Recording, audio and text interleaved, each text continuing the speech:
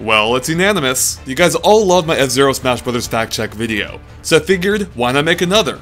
But this time, we're using some of the dubious or questionable facts that you guys noticed. And first up, we have Quincy Renegale, who noticed a small mistake in Super Smash Bros. 3DS regarding the Luigi with Poltergust 3000 trophy. And that's the fact that that's not actually the Poltergust 3000, which first appeared in the original Luigi's Mansion.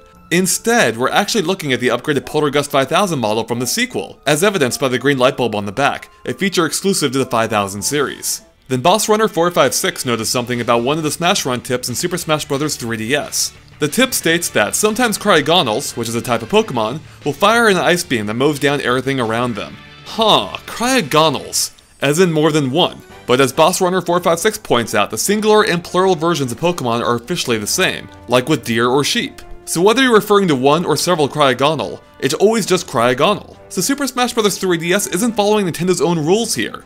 Although to its credit, even the Pokemon games sometimes make this mistake too. Moving on to Smash Bros. Wii U, Abadala Smash 026, as well as several others, noticed an interesting fact in the tips section. It states that, despite being the hero, Link's name only appears in the title of 5 games. Then he goes on to ask if you can guess what they are. And he even mentions that one might be trickier than the rest. Okay, now this fact isn't necessarily wrong, but it does mean it counted them in a very specific way. Because if you go by just the main Zelda series, there are only 4 games that have the word Link in the title. And those are Zelda 2, The Adventures of Link, A Link to the Past, Link's Awakening, and A Link Between Worlds. And even then, only 2 of them definitively use Link in direct reference to the character, instead of possibly just meaning some kind of connection between different times or places. But the other 2 titles can double as puns, so it all does work out. But as I said, that still leaves us with just 4 titles.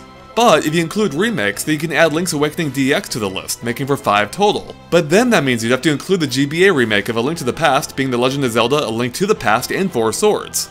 And that would make for 6 games total. So it seems they're not including remakes either. Now Abdallah Smash 026 points out that the 5th title could instead refer to the CDI exclusive title, Link: The Faces of Evil. But since that game's definitely not canon, and Nintendo would probably prefer everyone forget it even existed, that can't be it either. Instead, the only game that really fits has to be Link's Crossbow Training. It's original after all, though it does stand out as being the only spin-off game in this list, and also the only one without Zelda in the title.